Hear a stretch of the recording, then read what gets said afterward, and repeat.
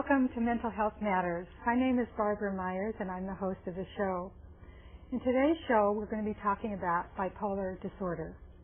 And I have two guests that are going to be exploring this with me. I'd like to introduce the first guest, Beth Schaefer. Hi, Barbara. And Beth is a person who's living with bipolar disorder.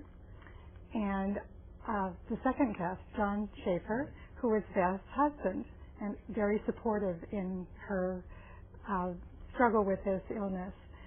And they've been married for 23 years, and I've known them for maybe 10 years or something like that, and Beth is doing very well right now, and I'm just really delighted, and I'm happy to have her here so that she can talk to us about what she's been through. This particular subject has a special meaning for me because I, too, am living with bipolar disorder.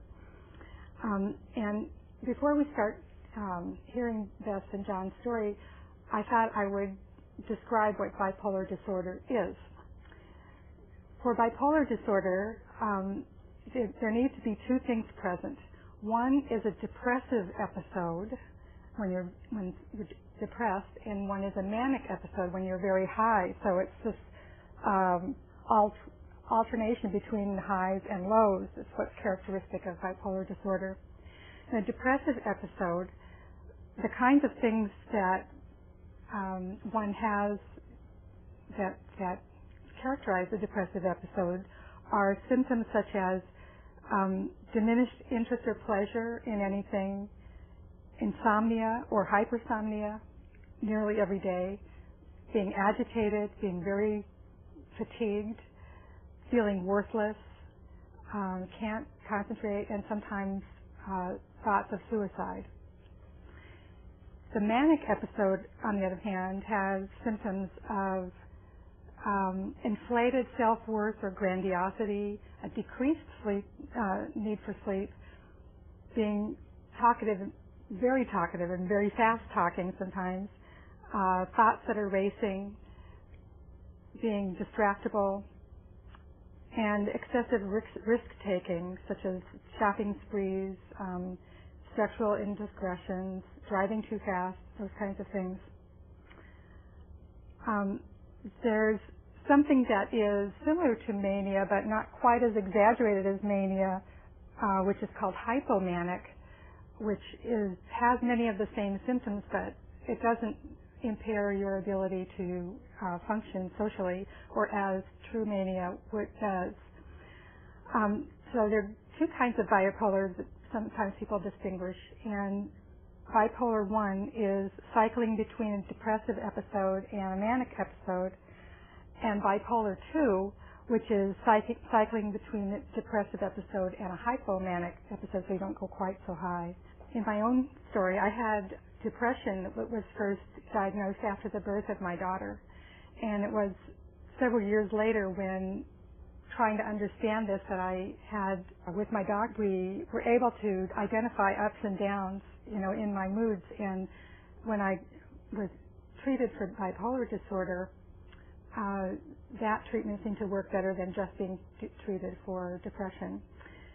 So my highs aren't the real super high manic. They're more like just being extra hyper and vigilant about things, I guess.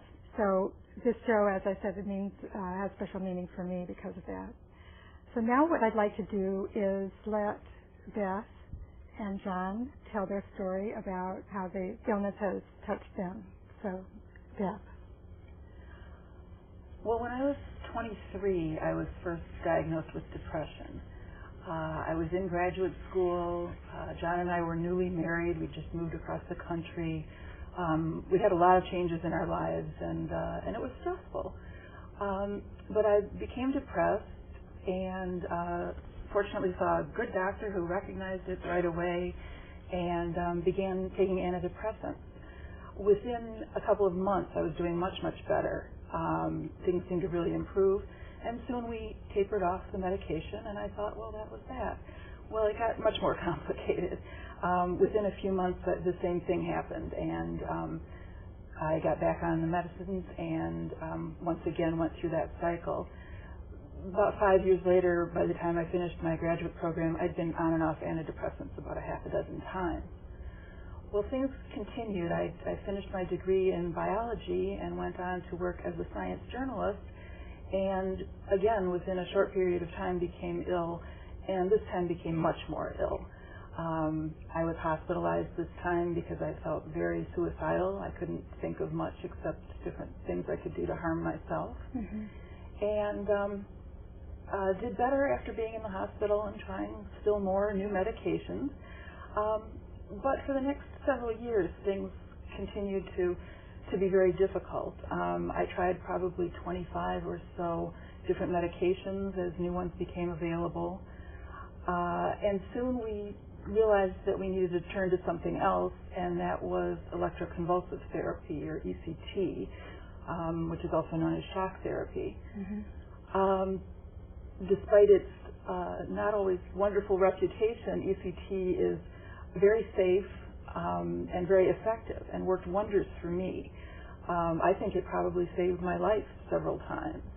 So a few treatments with ECT did some damage to my memory as a side effect, but brought me right back mood-wise every time, which was terrific, but it didn't last very long. So I had about 12 years where I was undergoing ECT every few months, was certainly not able to work at that time, and things were difficult until a few years ago.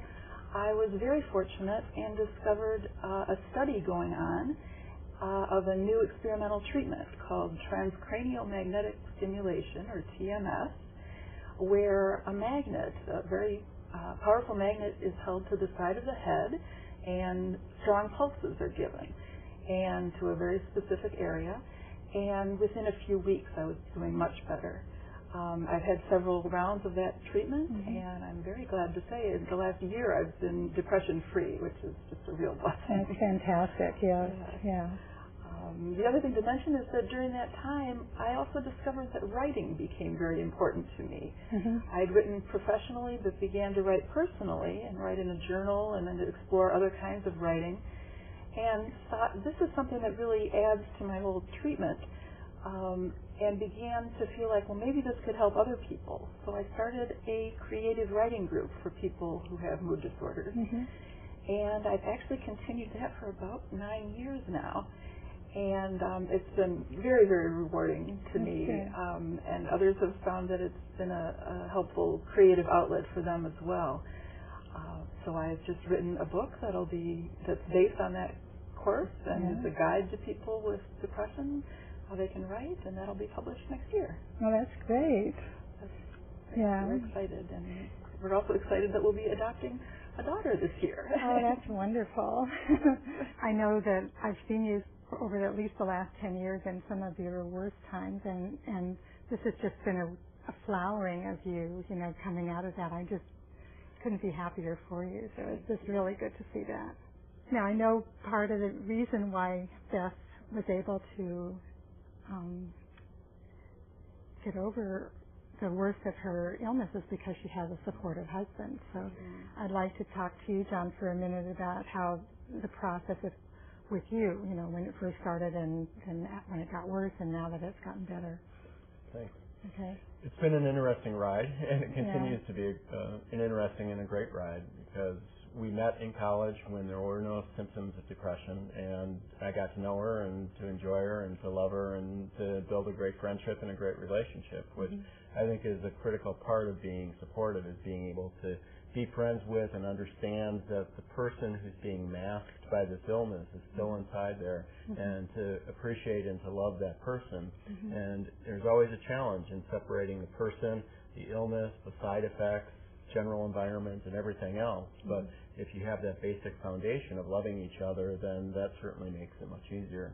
The other thing that's made it much easier for me is that Beth has been well enough to be able to maintain responsibility for herself, and she's done a great job of taking care of herself and taking her medication and going to support groups and now leading support groups and all of those things that, as a person who's trying to deal with that situation, it changed the emphasis so that I wasn't responsible for her health.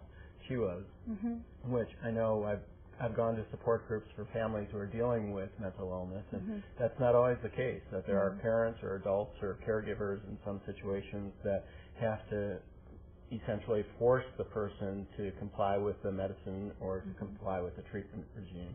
So we've been very fortunate that even during the worst of times, Beth has been able to get to the point of saying, no, I think I need something more. I think I need to check myself into the hospital or additional treatment. So from that standpoint, we're very fortunate. We're also very fortunate in the sense that we do have an extended network of people. So she's not relying on me to be able to provide things. So for all of those things, it's been much easier than some people have to deal with. I think whether it's on the easier side or the more difficult side of dealing with it, there are certain things that you need to be able to do when you're in a situation where you have somebody who's not feeling well, whether that's physical or emotional, mental issues. And some of those things are you just need to make sure you're taking care of yourself, that you know where your boundaries are, that you seek help if you can, that you educate yourself about the illness, that you try and find out as much as you can. And if you're able to maintain that level of information, protect yourself, then you're able to help that person, and it becomes a very helpful cycle where you're taking care of each other. Right. Oh, that's good. I guess I wanted to ask both of you, what is it that, I know hope is always such an important part of getting better, and what is it that gives you hope? Or what is it, can you think of a time when something happened where you thought, this is going to be okay, I'm going to get through it, I don't know. Is there something in particular that... I think for me a lot of different things have filled that space at different times. John has, as you said, has been just incredibly supportive, and I'm so grateful for that. And there have been times when just sitting down and having a talk about how I'm doing has been very helpful, and other times when we sat down and talked about something completely different and got me away from how I'm doing, but into being distracted and thinking about other things that have really helped. Support groups have really given me hope at times, learning from other people who've been through serious depressions or through serious manias, and I did go through a number of those as well. And excellent medical care, really trying to seek out the best care you can and to learn as much as you can all the time and to keep learning. For me, the hope comes in the fact that there's a lot of great development happening in this field, that we've seen so many different medications, and some of them have worked better than others, whether it's ECT or the transcranial work that's being done now. There's so many new things that are out there that there is hope, that it's in some cases it's almost a race against time for people who are struggling. There is somebody out there who's working on something that may help you. And sometimes, each person, the combination of drugs and therapy for each person, it tends to be very individual, so it could be even a combination of things that are there or some new things that help at times. So I'd like to hear about your book, Beth. Tell us what your book is about. It's called Writing Through the Darkness, and the subtitle is Easing Your Depression with Paper and Pen. So it's a guidebook to people who are coping with depression or with bipolar disorder or a situational depression. And it leads them into discovering what kind of writing might be useful and healing to them. So it gets people started on writing that they can do immediately. They can get started that day. And it helps people explore, well, is poetry really the best thing for me? Is that where I really feel excited and feel like this is the thing that really helps and heals me? And some people really feel like that's the specific thing for them.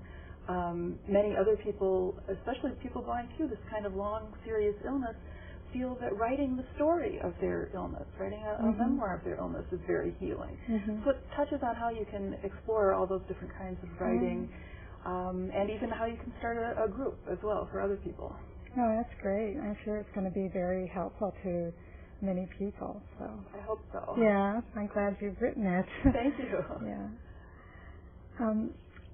I know that you're both involved in a spiritual community, and I wanted to ask you, how has that helped in your journey with this illness? I started really exploring my spirituality, both intellectually and in a more spiritual manner, during my really darkest years, and they were 12 or 14 years that I consider were really very ill. And finding people who are supportive of me, whether they knew a lot about mental illness or not, people that were willing to say, you're worth something and we support you on your path of searching for what's meaningful for you.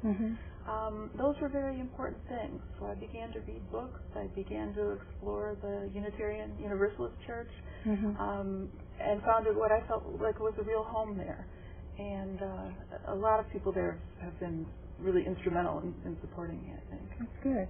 Yeah. Okay.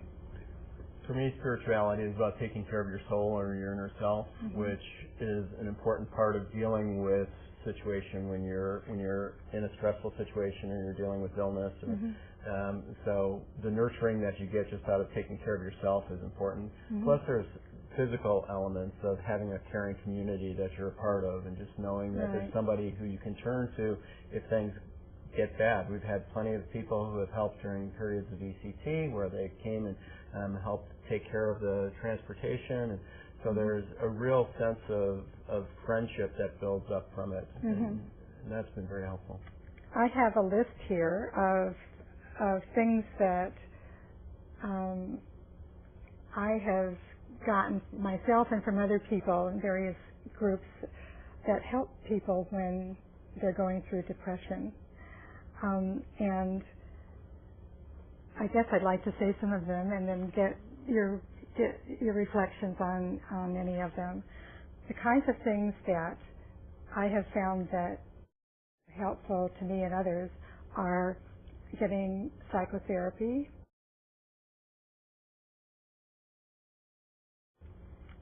effective medication prescribed by a psychiatrist, exercise,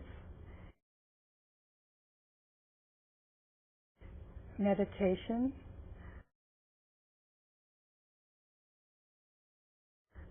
yoga,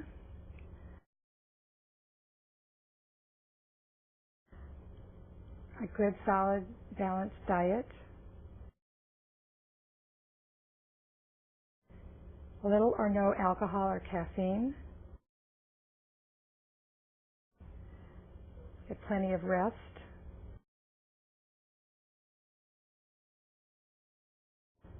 avoid getting overcommitted in any activity or activities, learn the cycle of your illness and how you can recognize when you're about ready to go down so you can take action at that time. Doing something creative, just doing writing. My particular favorite is weaving. So I'm a weaver, and if I spend a day weaving, that usually pulls me out. If I'm on the edge of starting to go down and I spend a day weaving, it pulls me out of it. It doesn't work for everyone, but for me it does. Doing something to make yourself laugh or cry or get angry in a safe place. Join a support group. Help someone else, especially someone with similar symptoms. And learn how to love yourself as an individual, spiritually and creatively. There's no one on earth quite like you. So those are things that I have found. I don't know if you have other things that you'd like to add to the list or not. I think I would agree with virtually everyone there. Yeah, I think therapy is also very important. At various times, I think was really very pivotal in my healing. Yeah. And continues to be a little bit. Medication and a really good doctor who really works with you has been very important. I still take a number of medications, and I expect I always will. So those have been especially healing, but Also meditation, yoga, support groups have all been very useful. And I do think creative outlets, no matter what they are tremendously useful as well. I know, people who paint, who dance, who do all sorts of things, and that's important. And I really think your idea of trying to learn your ups and downs when they're still small is very important. So sometimes John can tell better than I can if I'm starting to go up too much and I'm kind of too busy and talking too fast and not sleeping enough, and things are getting a little bit hypomanic. But we try and work together on those. Good. John, you already gave us a number of things. I had a list here of what things that family and friends can do, and John's already virtually said most of these.